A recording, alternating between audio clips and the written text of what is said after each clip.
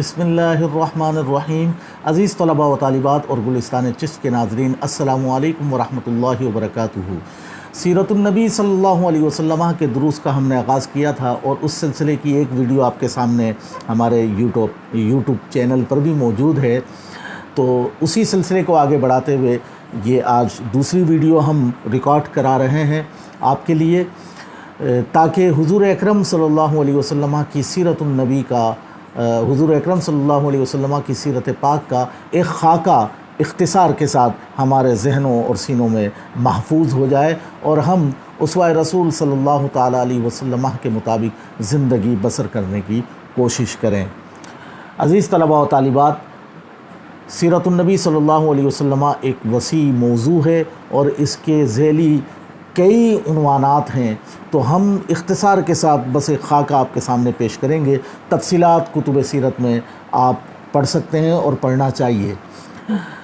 हुज़ूर अकरम सल्लल्लाहु अलैहि वसल्लम की सीरत के हवाले से पहली वीडियो में हमने आपके नस्ब पाक मुबारक की तिलावत की थी, जिनमें आपके आबा व अजदाद का ज़िक्र है और विलादत बासआदत के मौके पर जो आपकी वालदा मोहतरमा ने मुशाहदा किया और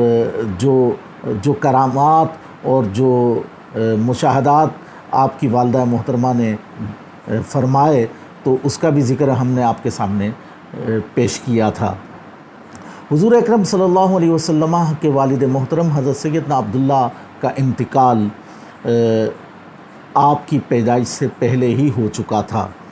जबकि बाज़ रिवायत के मुताबिक आपकी उम्र मुबारक 2 माह की थी और बाज़ रिवायत के मुताबिक आपकी उम्र 7 माह की थी। और एक कौल ये है कि आप शिकम मादर में थे, यानी कि बतन मादर में थे कि आपके वालिद मोहतरम जनाब सैयदना अब्दुल्ला इंतिकाल फरमा चुके थे।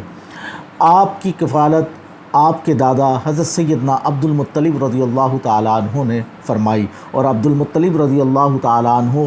वही हैं कि जिनकी दुआओं से अल्लाह रब्बुल इज़्ज़त ने अबराहा के लश्कर को शिकस्त दी। सूरह फ़ील में ये वाक़या मौजूद है। आमुल फ़ील आपकी विलादत का साल है। तो आपके दादा ने अरब के दस्तूर के मुताबिक आपको हज़रत सैयदा हलीमा सादिया रज़ियल्लाहु ताला अन्हा के ज़ेरे रज़ाअत दिया। हज़रत हलीमा सादिया रज़ियल्लाहु ताला अन्हा आपकी रज़ाई वालदा हैं, और जब हलीमा सादिया रज़ियल्लाहु ताला अन्हा के यहाँ आप मौजूद थे तो मलाइका ने अल्लाह के हुक्म से आपका शक्के सदर किया, यानी कि बचपन ही में आपके सीने को चाक किया गया और शैतान की जो राहें इंसानी जिस्म में दाखिल होने की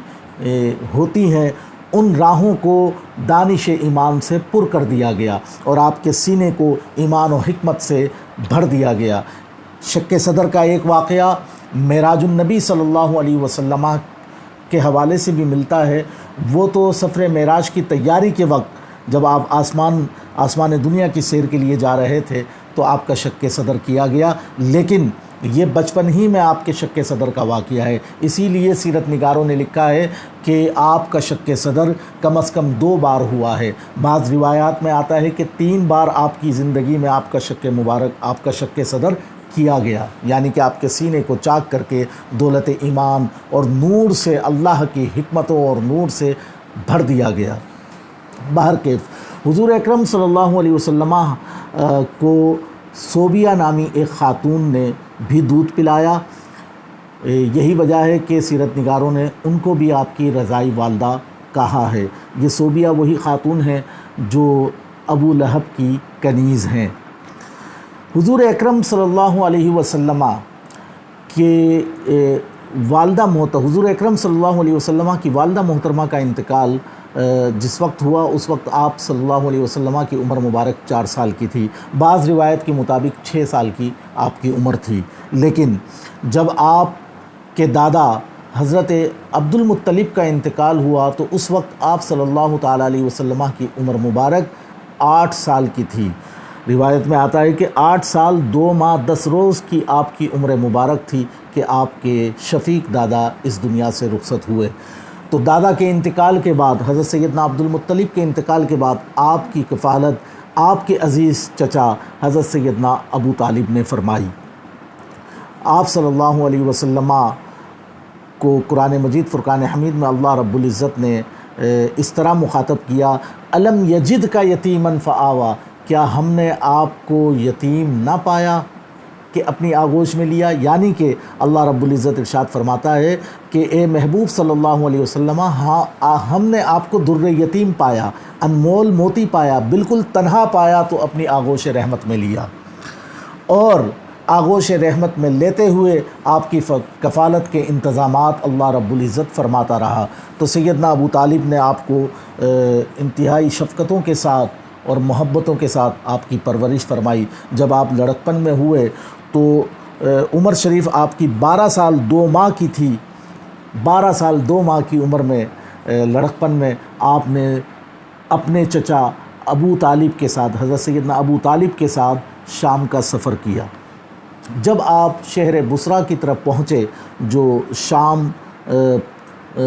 شہر سے ذرا رستے میں آتا ہے،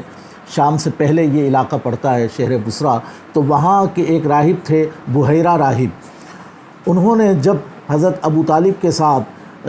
آپ کے بھتیجے کو دیکھا، ایک فرزند کو دیکھا، تو اس کی پیشانی کو چمکتا دیکھ کر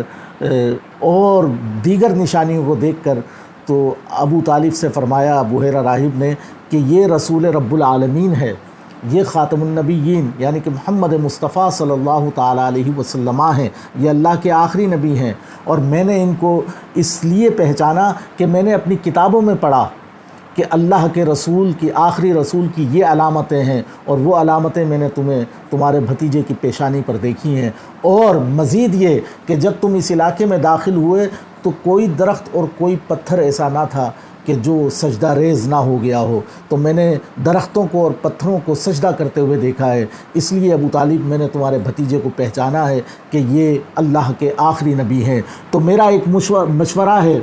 کہ آپ ان کو ملک شام نہ لے جائیں، کیونکہ مجھے خدشہ ہے کہ یہود ان کو نقصان نہ پہنچا دیں۔ بس